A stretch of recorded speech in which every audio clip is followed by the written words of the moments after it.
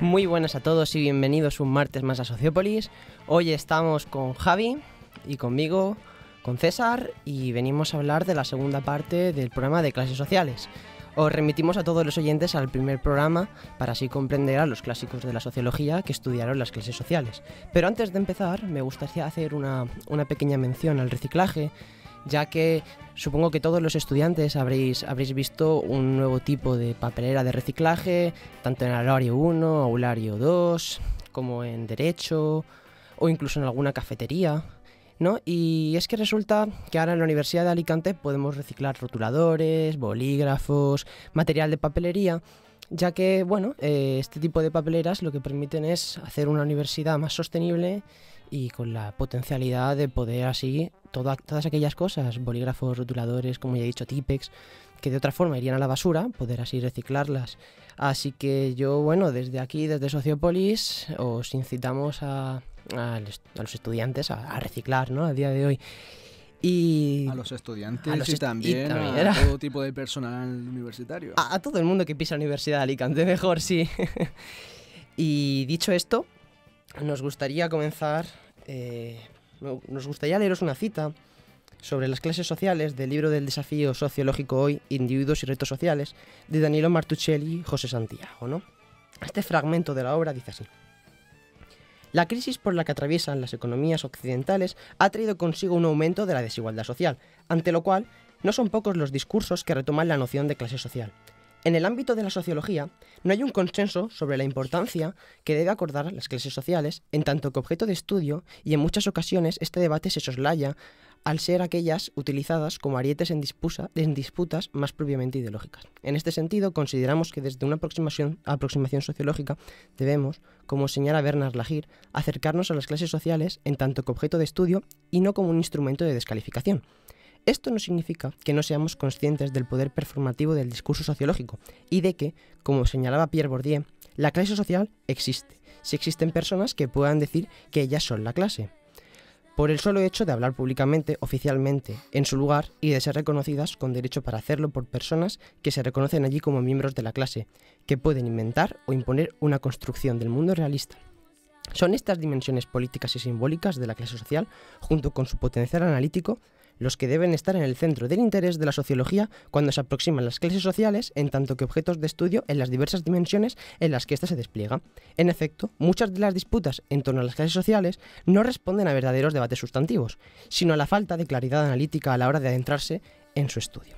Con este objetivo de poner claridad analítica, en primer lugar, se debería distinguir el tratamiento de las clases sociales cuando éstas son el explanans y cuando éstas son el explanandum. O, dicho de otro modo, se debe distinguir las teorías de clases y los análisis de clases. En el primer caso, se trata de explicar la propia existencia de las clases sociales, su surgimiento, el mapa de clases sociales que se construye en función de ello. En el segundo caso, las clases sociales se nos muestran como útiles analíticos que nos permiten explicar las representaciones y prácticas de los individuos en diferentes aspectos, como el consumo, el voto político, el fracaso escolar, la salud, etc.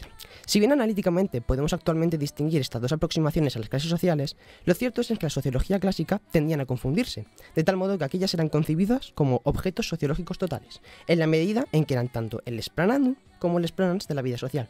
Es decir, lo que debía ser explicado, las clases sociales, era lo que permitía explicar la sociedad. A día de hoy resulta poco plausible concebir la clase social en tanto que un objeto social total, ¿no? Aquella queda articulada en 4 dimensiones: una posición, un estilo o modo de vida, una acción colectiva y un mecanismo de dominación. Así lo señalan Duvet y Martuchelli. Lo que vienen a sostener de este modo es que tras la Segunda Guerra Mundial se han multiplicado las desigualdades sociales y las variables que contribuyen a esta, y por tanto la clase social ha dejado de ser el útil analítico más explicativo de la explosión de las desigualdades sociales, ¿no? Y dicho esto, Javi, sobre el debate de las clases sociales, ¿qué nos dirías al respecto?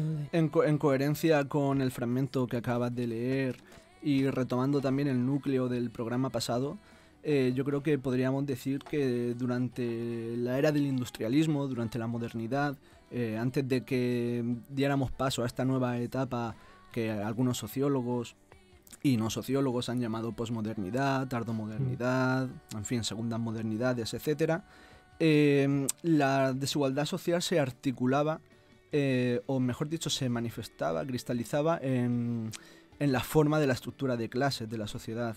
Sí. Entonces, claro, el fragmento que acabas de leer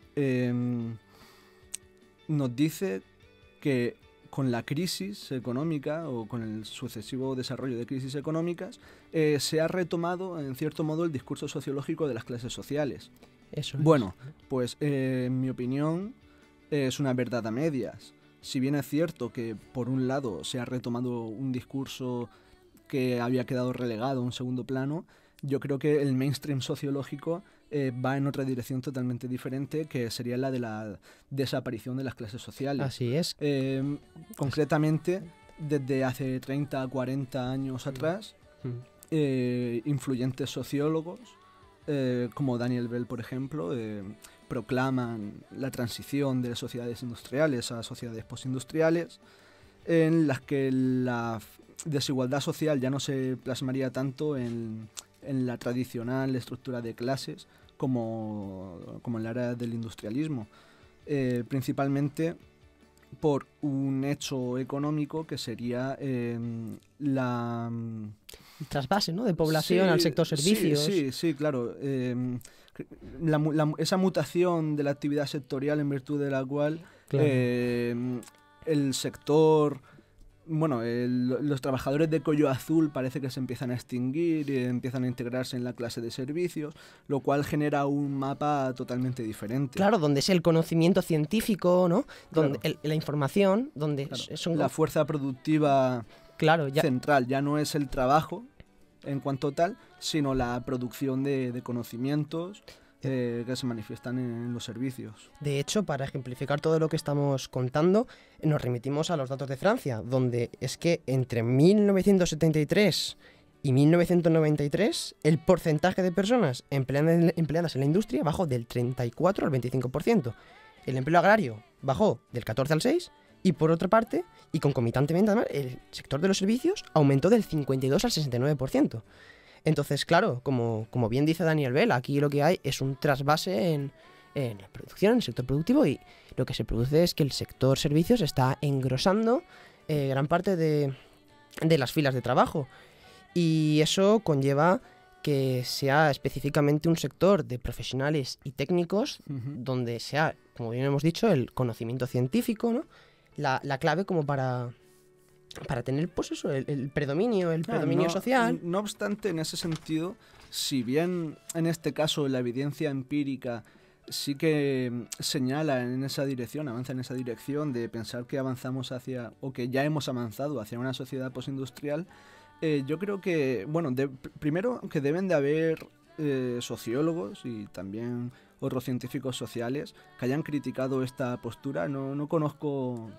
No tengo referentes en este sentido, pero seguro que se ha dicho, Sí, claro. se ha criticado que debe de haber, porque en efecto yo creo que lo hay, un cierto nacionalismo sociológico. En efecto, si el análisis sociológico se circunscribe al Estado-nación, a la sociedad que es englobada por ese Estado-nación, sí que vemos una transición en los países occidentales, claro, una transición a sociedades postindustriales. Pero si intentamos ir más allá de ese nacionalismo sociológico y tener una perspectiva más amplia y consideramos como objeto de estudio no la sociedad del Estado-nación, sino la sociedad mundial, realmente no hemos avanzado hacia ningún tipo de sociedad postindustrial. Lo que ha ocurrido es que la producción se ha diversificado de tal manera que ahora la división del trabajo tradicional que se reproducía dentro de los Estados-nación ahora se reproduce a escala mundial. Ahora hablamos de división mundial del trabajo. O sea, realmente son los países en vías de desarrollo los que aglutinan la mano de obra industrial y somos nosotros, los países occidentales, los que podemos permitirnos hablar de este tipo de cosas, de sociedades postindustriales y demás. Así que, ¿vivimos en sociedades postindustriales? Sí, pero hay que tener en cuenta que una perspectiva de mira más amplia no es coherente con este enfoque. Y hay dos puntos, además, a colación con lo que acabas de decir, y es que todos estos procesos que estás describiendo se pueden mirar desde esta óptica optimista, como la que tiene Daniel Bell, ¿no?, a una más pesimista. Es decir, existe una deslocalización industrial, como señalan algunos teóricos, que lo que provoca es que la inversión extranjera directa provoque que en países occidentales gran parte de la mano de obra quede marginada, ¿no?, y queden sin la posibilidad de acceder a puestos de trabajo, sin posibilidades de acceder a promoción, de tener promoción social, de acceder a empleos con mayor estatus social, una clase social más elevada, y en cualquier caso podríamos toparnos con lo que Guy Standing entendía por precariado, ¿no? Sí. Precariado, es decir, ahora lo que prima es la incertidumbre y en cualquier caso la existencia de una infraclase, de aquellas personas que, dado los procesos causales y dado tras el cambio global que está aconteciendo en las sociedades europeas y más allá, es que, en cualquier caso, las oportunidades de promoción social sean inferiores. Por ejemplo, decía Eric Olin-Wright, leo cita: mientras la clase obrera es rutinariamente explotada por su fuerza de trabajo, la infraclase generalmente no posee ninguna fuerza de trabajo que valga la pena explotar. ¿No? El punto es ese. Claro, sí, la cuestión es esa, que mientras que por un lado se proclama que estamos en tránsito o que ya hemos transitado hacia sociedades postindustriales, donde las diferencias de clases se empiezan a disolver, hablamos de sociedades de clases medias, etcétera, etcétera, realmente existen tendencias que siguen polarizando la sociedad.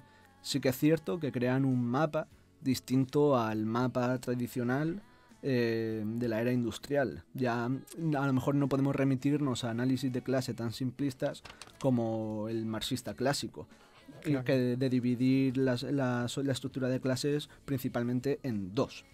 Y además con una dinámica propia de conflicto, etcétera, etcétera. Pero sí que avanzamos hacia otro mapa de clases que, como vamos a ver a continuación, se ha diversificado, es más amplio, más diverso, incluye más clases sociales, que también a su vez permite operativizar de cara al análisis empírico. Claro, que esos serían los conceptos de clase de, en este caso, John Goldthorpe o Eric Olin-Wright, el neoweberiano, marxismo analítico. No obstante, no podemos continuar sin hacer alusión a aquellos enfoques que en este cambio de era proclaman la desaparición absoluta de las clases sociales, como es el caso, por ejemplo, de Ulrich Beck o Bauman. El caso de Beck es paradigmático, y creo que merece la pena comentarlo. Y tanto, es que la clase social es según él, una categoría zombie. En este caso, la idea que subyace en el pensamiento de Ulrich Beck es que vivimos en una segunda modernidad, donde la individualización de las trayectorias vitales de las personas ha provocado que se desliguen los lazos familiares en muchos casos, en cualquier caso, la idea es que la trayectoria vital de una persona no queda ligada a una posición de clase determinada, en tanto que ahora existen los medios dentro de la sociedad para poder construir tu propia biografía, tu propia identidad, ¿no? Se han diversificado los medios para construirse la identidad. Eso permite a Ulrich Beck decir que ya no existen las clases sociales, sino que existen diversos estilos de vida. Claro. O sea, lo reduce todo a estilos de vida, a esa condena a la individualidad de la sociedad en la que vivimos, en la que cada uno tiene que generar su propia biografía y sus expectativas de vida.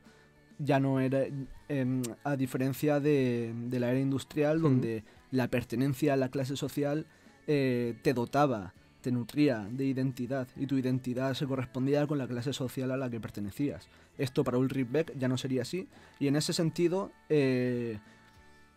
no está, yo creo que ahí está acertado, porque hay debate. Yo creo que ahí acierta en el sentido de que el hecho de que tú y yo pertenezcamos a una determinada clase social, ¿sí?, ya no determina nuestra identidad.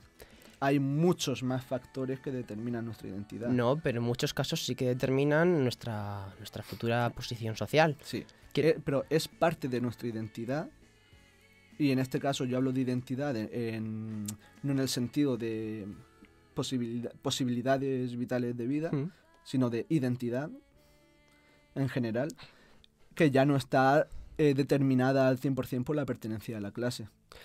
Claro, pero quiero decir, todo esto se puede ligar con este proceso también que desdibujó Cenís, del paso de la Gemeinschaft a la Gesellschaft, ¿no? Bueno, lo que me estás contando hay mucha controversia, porque claro, existen sociólogos tales como Goldthorpe que lo que aseveran es que autores como Ulrich Beck no se basan en la evidencia empírica. Claro, él sostiene que el análisis de clase, por ejemplo, en el caso del logro educativo, sigue siendo acuciante, en tanto que la posición social de los padres determinan la elección o no de pasar a un nivel de educación superior. Claro, claro. Entonces, eso es lo que él llama la aversión al riesgo relativo, ¿no? En este caso, pero la idea es que la posición social sí que luego tiene repercusiones en las oportunidades vitales que puede tener luego una persona y cómo eso luego puede tener cierta incidencia o no en la identidad, que vaya a construir una persona. Porque, claro, Ulrich Beck, tal y como le critican, por ejemplo, Requena Santos, es que, bueno, tiene una gran incoherencia teórica, en tanto que, bueno, identifica la sociedad con lo que es en realidad su propia obra. La idea es que la obra de Ulrich Beck está alejada de la realidad empírica, se mueve en una construcción teórica que él no fundamenta en muchos casos con la evidencia estadística, ¿no? Al menos en ese sentido, porque claro, tampoco creo que se deba desechar la obra de Beck al completo, pero en este sentido hay que reconocer que está totalmente desatinado, que no se basa en la evidencia empírica y al final deviene lo que deviene. Incluso, yo no me atrevería a decir que llega al nivel de Bauman, porque Bauman es que, que no hay ni irregularidades. Quiero decir, no sé si simplemente lo que propone es una nueva forma de análisis de clase, porque es que una categoría zombie puede llegar a entrever que lo que propone es una nueva forma de analizar cuáles son las consecuencias que derivan del análisis de clase, pero es que Bauman simplemente no concibe irregularidades. En ese caso yo creo que a estos efectos no cabe considerarlo. Si queremos hablar de clases sociales... Pero bueno, vamos al grano entonces. Vamos al grano. Hemos hablado de la muerte, del debate sobre las clases sociales, pero bueno, tenemos otras perspectivas, como por ejemplo la que podrían encarnar los autores que ya hemos comenzado, Goldthorpe y Jerry Collingwright, y luego incluso tenemos otros análisis neodurkheimiano, como en el caso de Grassky, ¿no?, donde la importante son las ocupaciones, o incluso otro tipo de análisis más basados en la renta, ¿no? Por ejemplo, en España hay mucho estudio que, al tener problemas para poder adquirir la información de las ocupaciones, en este caso la ISCO 88, ¿no?, en las grandes bases de datos, nos encontraremos que utilizan quintiles para distribuir a las personas en función del nivel de renta. Lo que harían sociólogos que entienden la clase social como relacional, no atributiva, como sería la renta, sería decir, oye, que la desigualdad social es mucho más compleja que la renta, ¿no? Bueno, entonces, en resumidas cuentas, señalaría Crompton que tenemos aquí tres tipos fundamentales. Lo primero son los tres tipos fundamentales, ¿no?, para esbozar un esquema de clases. Los esquemas descriptivos, por una parte, ¿no?, que, por ejemplo, en este caso, el que nos puede ofrecer el INE, que son clasificaciones de ocupaciones que están dentro de los censos, registros o de otro tipo de datos, ¿no? Por otra parte, las escalas de prestigio ocupacional, que se nos viene a la cabeza el caso de la escala de Treyman, ¿no? Y luego, por otra parte, la perspectiva ya weberiana y marxista de Goldthorpe. Y más estrictamente sociológica también. Y más estrictamente sociológica por eso, porque entienden la desigualdad social pues a partir de una complejidad mayor que únicamente entendiendo la variable renta. De todas formas, antes de continuar, creo que deberíamos de dejar clara la idea, que a lo mejor ha podido quedar un poco en el aire, ¿Sí? De que el reto al que se enfrenta la sociología, sobre todo la sociología de la estratificación social, es el reto de generar un nuevo discurso sociológico acerca de las clases sociales en un contexto en el que en un contexto en el que el discurso sociológico clásico de las clases sociales se ha disuelto. Y hay autores contemporáneos que son totalmente mediáticos, que además promueven esa disolución de las clases sociales desconsiderándolas como Beck o Bauman. De hecho, Ese es el reto al que se enfrenta, al de en una sociedad en la que se teoriza un tránsito hacia una sociedad postindustrial, en la que las clases sociales tradicionales se disuelven, las desigualdades desaparecen en gran medida, somos sociedades de clases medias, etcétera, etcétera. Ese es el reto al que se enfrenta la sociología de la estratificación social si no quiere desaparecer. Tiene que decir, es no, cierto. las cosas no son como se están diciendo que son, sino que existen tendencias que a lo mejor han pasado desapercibidas, pero que tenemos el deber de constatar para así rehacer ese discurso sociológico de las clases sociales. Es que eso es lo que decía nuestro presidente en la sociedad, diría nuestro presidente Tezanos, que defendía eso, de que bueno, hay que renovar la estratificación social en sociología porque el marxismo y la concepción de clases de Weber, que por cierto Weber hablaba escasamente de clase social, también hay que reconocerlo, no es capaz de reflejar todas las nuevas dinámicas que acontecen en la sociedad contemporánea. Y bueno, por eso la sociología de la estratificación debe de buscar nuevas vías para poder acceder a este conocimiento de la estructura social. Con respecto a los esquemas de clase, pues más, en este caso, destacados, descollantes, en el plano de Wright y Goldthorpe nos encontramos con el esquema de explotación múltiple de yo creo que comentario breve, ¿no? Colin Wright, iba a decir Wright Mills, Colin Wright y Goldthorpe son realmente a día de hoy los máximos exponentes de las tradiciones neobeberianas y, bueno, neomarxistas y neobeberianas respectivamente en cuanto al análisis de clase. En ese sentido, bueno, en el tiempo que nos queda, yo creo que no tenemos tiempo para más. Nos vamos a ceñir a estas dos figuras. Sí, claro. Sí, a Colin Wright y a Goldthorpe. Sí, creo que es más adecuado. Sobre... Bueno, no, coméntalo. Sobre Colin Wright también hay que hacer una aclaración, porque Colin Wright es un marxista analítico. Esto quiere decir que aborda las temáticas clásicas del marxismo, en este caso Colin Wright habla sobre las clases sociales, pero lo hace desde una perspectiva analítica. En consecuencia, puede obtener resultados muy distintos a los que obtendría el marxismo clásico. Claro. O sea, cabe considerarlo de partida. Así que, en este sentido, Colin Wright coincide con Marx en que el terreno propio de las clases se sitúa en las relaciones sociales de producción, es decir, en las posiciones que ocupan los individuos en el proceso productivo. En sus primeros trabajos, Wright distinguía tres posiciones de clase en el capitalismo contemporáneo que responderían al control de los diferentes recursos económicos, como son el capital monetario, el capital físico y la fuerza de trabajo.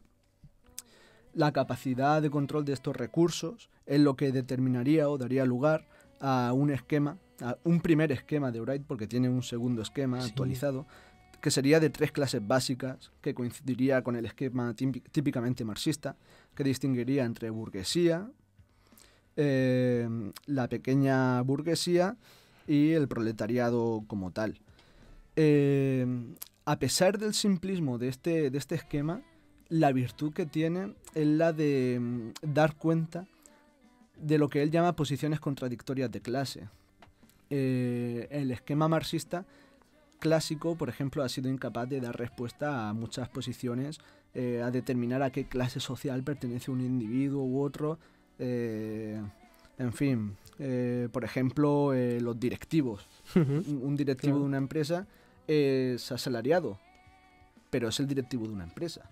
Entonces, ¿a qué clase social pertenece? Porque en el proceso productivo ocupa una posición de subordinación en tanto que depende de un salario, bla, bla, bla, pero ejerce una función social de burguesa, por así decirlo.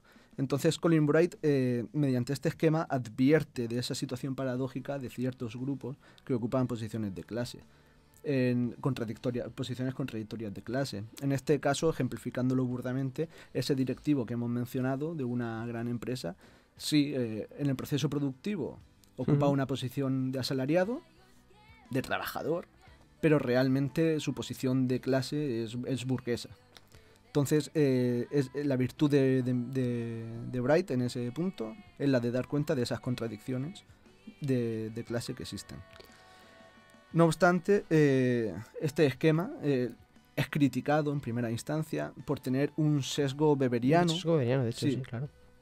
Que yo creo que el sesgo weberiano se mete allá donde se intenta ser analítico.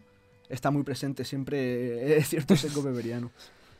Se le critica por incluir ese sesgo al incluir la dimensión de las relaciones de autoridad entre las diferentes posiciones en el proceso de trabajo. No obstante, Bright mantiene que la idea de la dominación en sí misma no da lugar a intereses específicos de los actores implicados, cosa que sí sucede con la explotación. La explotación para Bright sigue siendo un concepto central, también denostado. Se le critica también por seguir basándose en el concepto de explotación y en cierto modo en la teoría del valor-trabajo, aunque él luego más adelante también se distancia. Con lo que al final decide rehacer su propio esquema para intentar abolir esas posiciones contradictorias de clase, y esto lo hace Integrando, distinguiendo entre 4 tipos de bienes, que sería la fuerza de trabajo, los bienes de producción, los bienes de organización y los bienes de cualificación. Y con ello, claro, saca 12 clases sociales, esa es la idea. Cuya propiedad o control da lugar a distintos tipos de explotación. Al cruzar esos 4 tipos diferentes de bienes, se crea una matriz con 12 clases sociales posibles. Que, bueno, no sé si cabe comentarlas. Bueno, sí, como nos queda un poco tiempo, no es simplemente comentar las ideas más importantes de Goldthorpe. Bueno, la idea fundamental que reside en la posición teórica de la estructura de clases que defiende Goldthorpe es que las principales posiciones de clase son, primera parte, la situación en el mercado, es decir, la posición objetiva dentro del mercado de trabajo, la situación del trabajo, es decir, el ejercicio o la exclusión de la autoridad, ¿no? Y el control del acceso al proceso de trabajo, y añade además la dimensión del estatus de empleo. Goldthorpe lo que plantea es crear una categoría de clases, en este caso con la capacidad de hacer análisis e investigaciones diacrónicas. En principio, su categoría de clases, no voy a ir comentando una por una porque no hay tiempo, pero tiene 7 clases, ¿no? Entonces, la idea es ofrecer un análisis de clase con 7 clases para hacer, en este caso, una imagen, poner una imagen, un análisis diacrónico, y cuando quieres hacer un análisis diacrónico, claro, que haces un análisis sincrónico para ver cómo influyen, cómo hay una trasvase de este caso de sector de población de una categoría a otra, es mejor utilizar categorías de clase más reducidas. Concibe 3, la clase de los servicios, donde se quedan integrados los grandes propietarios, directivos de las empresas, profesionales administrativos y funcionarios. Por otra parte, las clases intermedias, donde quedan compuestos dentro los empleados no manuales de la administración, pequeños propietarios, técnicos de baja graduación. Y por último, las clases trabajadoras, típicamente entendidas como trabajadores de cuello azul, ¿no? Otros esquemas de clase que han utilizado como base la EGP, es decir, el esquema de clases de Goldthorpe. EGP es Erickson, Goldthorpe y Portocarrero, importante decirlo, ¿no? Es la ESSEC de Ross y Harrison. Sí. Esta tiene 10 clases sociales, aunque analíticamente cuando te vas a cualquier estudio empírico te das cuenta de que usa generalmente 9, porque la 10 es la clase de los excluidos en el mercado de trabajo. Se gira en torno a 3 ejes. Primero, la relación de empleo, que puede ser de servicio, mixta o laboral, la especificidad de las cualificaciones requeridas, que puede ser alta, intermedia o baja, y luego la dificultad de supervisión o la monitorización del trabajo, que también puede ser entre alta, baja, intermedia o secundaria. Es, de hecho, un esquema de clases muy utilizado en la investigación empírica. En cualquier caso, lo que yo creo que es importante destacar es que en la actualidad pues se ha revitalizado ese discurso sociológico de las clases sociales de tal manera que es capaz de dar cuenta de la heterogeneidad y de la... Utilizado sobre todo para comparar estructuras de clases en Europa. Y bueno, dicho esto, aquí acaba el programa. Ha sido un poco de golpe, lo sabemos, pero tendremos nos come el tiempo. Nos come el tiempo. Y bueno, muchas gracias por escucharnos. Tendríamos para hablar mucho más tiempo. Y bueno, esto ha sido todo por hoy, ¿no? Ha sido todo por hoy. Ha sido todo por hoy. El próximo día, a la vuelta de las vacaciones, volveremos con algún otro tema. Ya hemos cerrado las clases sociales. Sí. Aunque se podría seguir hablando, evidentemente. Y tanto que podríamos haber seguido hablando. Pero Tenemos algún tema especial la siguiente vez. Sí, ahora tenemos tiempo para preparar. Haremos algo interesante y bueno, muchas gracias por haber estado con nosotros. Hasta luego.